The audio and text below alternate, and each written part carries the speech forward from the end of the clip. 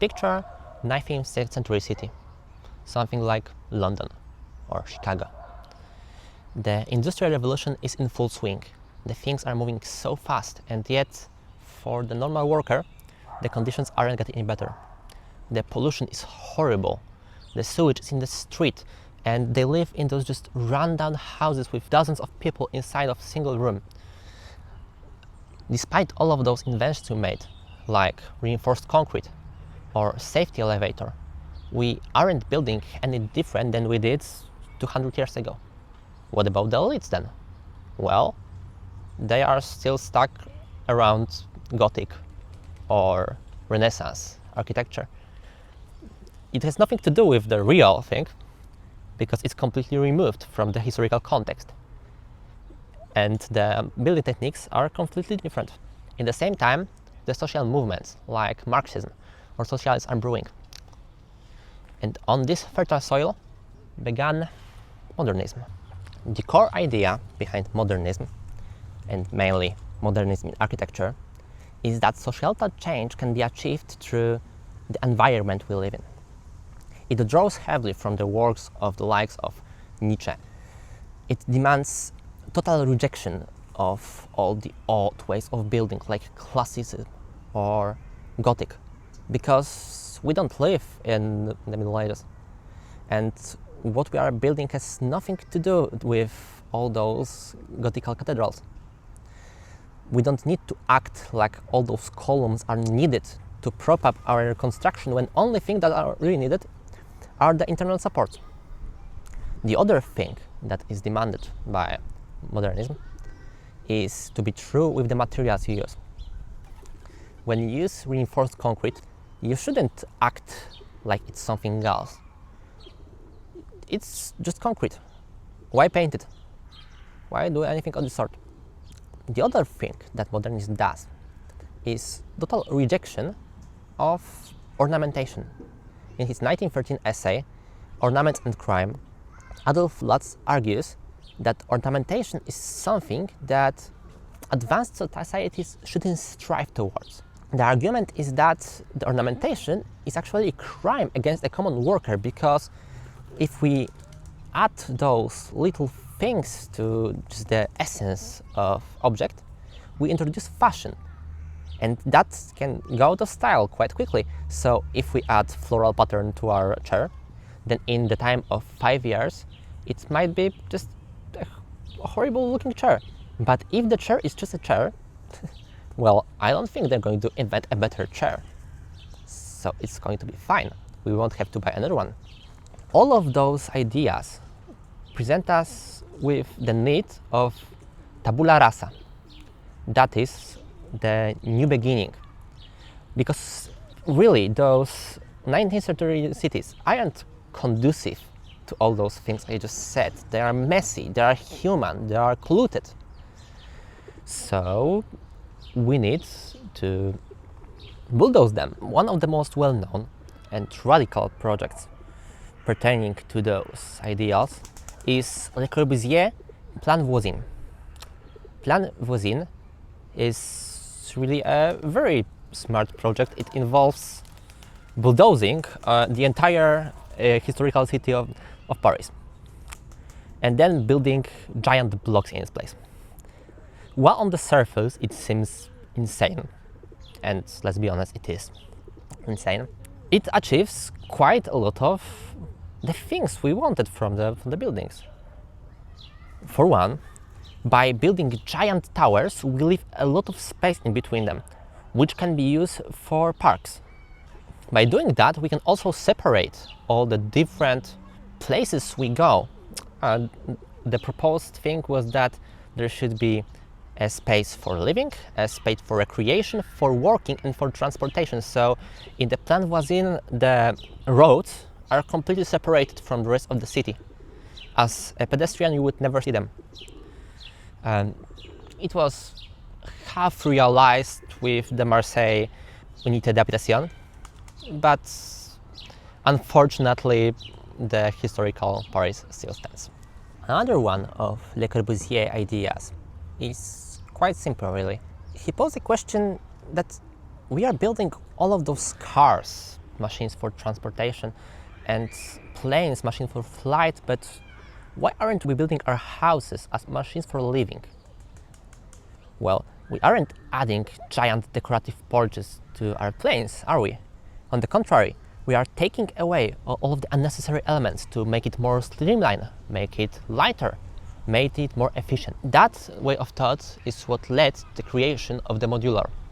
The modular is a universal set of measurements that defines the life of a person. We could say that. It bases itself on the idea of a universal man. A man that is 180 centimeters tall, that with his outstretched hand is 2 meters 26 centimeters, I think, something like this. And all of those other measurements. And the idea behind it is that if we can design our interiors, design our spaces for this universal man, then we can minimize all of the unnecessary stuff, all the unnecessary space. We can make it efficient, we can make it cheap, we can make it truly modern. But did those principles really work in practice? Well, let's consider really an ideal example. An apartment complex built round up with the modernist ideals in mind. Enter Pruitt-Igoe. In the 1950s America, there was this massive influx of recently homeless black people. Wonder why that could be. And not enough homes to go around. Definitely not to go around to the black people, of course. Right now, this would be deemed as a massive success for the homeowners and appreciated asset prices. But back then, we were still a couple years from the Ronald Reagan's presidency, so they actually tried to build public housing. And so, in the 1954, the Pruitt-Igoe complex was finished. It was designed by Minoru Yamasaki, better known for his other works. It consisted of massive 11-story blocks, and a lot of them. Firstly, it was devised as a mixed neighborhood, or segregated neighborhood. That's the name. Pruitt was a black fighter pilot, and Igoe was a white congressman. About 1/3 of all of the buildings were supposed to go to white people, but around this time also Jim Crow laws were passed, so segregation was now outlawed and that couldn't happen. So basically all of the towers went to black people. Pruitt-Igoe was built in accordance with the modernist principles, so that it possessed features like giant open park spaces in between the towers, or more likely spaces because it was severely underinvested because black people were to live there. The most striking and well-known feature of the Pruitt-Igoe towers was the skip-stop elevators. The idea was that the elevator only stopped on selected floors, not on everyone.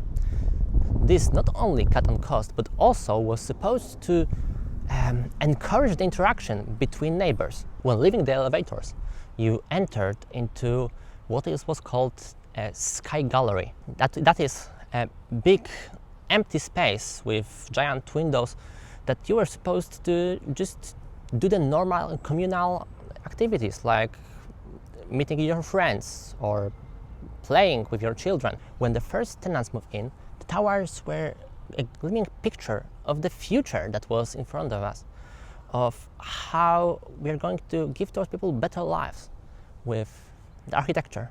So, did any of those principles actually work in practice? Well, no, they didn't. There is a myriad of reasons as to why Pruitt-Igoe was ultimately a failure. The most important one being definitely the finances. The project struggled with funding from the start. The fact that no whites were living there didn't help either. But some of the maladies that plague Pruitt-Igoe can't be explained simply with lack of funding. The public courtyards were public spaces, which quickly came to mean nobody's responsibility. They quickly fell into disrepair, with trash lying everywhere, with concrete cracking, and nobody to fix it. The sky galleries the ones at the floors with the elevator stops, they became an ideal crime hotspot. Being a machine for living, the towers did what machines are famous to do when not provided with proper maintenance. They broke. Everything broke, from the plumbing to the electricity. At the end, the towers were basically vertical slums. So why didn't we get the happy ever after modernism promised us? Instead of clean, orderly future, we got the same dirty slums we started off with.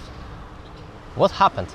Well, I'd say that one of the biggest culprits were the cultural blind spots of the architects and the designers of modernism in its entirety. Modernism is especially susceptible to them because of its unitarian nature. It wants to create this one big global way of making stuff, just a correct way of building. So whether we build in St. Louis, Marseille or Chandigarh, the buildings we build are the same boxes with giant windows, with total disregard for any lived experiences or even climates of the places. The modular system proposed by Le Corbusier turned out to be very racially charged, with an ideal person being a white English policeman. The architects of Pruitt Igoe, as well as the architects of many other modernist estates, just seem to know better what the people want than the people themselves. Cultural bias isn't only the problem of architecture. It appears every time we design something for a different culture. For example, a play pump. A play pump was a merry-go-round that was also used as a pump. So as you were spinning on it, it pumped water. It was put in a couple of African villages, and it was supposed to be great recreation. The children were supposed to have fun on it, and then the water would be pumped. As you might expect, the play pump was a horrible failure at many different levels. Firstly, it kind of implicated the child labor, because now we are relegating the need to get water to those children who don't want to play there. So they're going just to run around for hours just to get water. And when the children don't want to play, well, now grown adults will walk around just powering the thing. Pretty much everyone said that it's a horrible idea.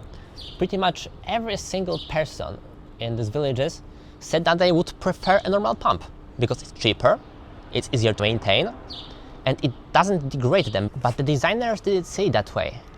They saw it as this gift they can give to Africa, to the African villages, to make their life better, more fun, more interesting. This trope of white savior is deeply based in racism and call of fuck me. Okay, so the gimbal battery ran out, and now the best modernist high-rise I can offer you are the AGH student houses. This isn't ideal, but it's what it is. What I was meant to say is that those before mentioned problems can't all be blamed on creators, on the architects or the designers, because they stem from deeper cultural misunderstandings of how other cultures work. It shows how much the world around us shapes how we perceive what is neutral, what is ideal.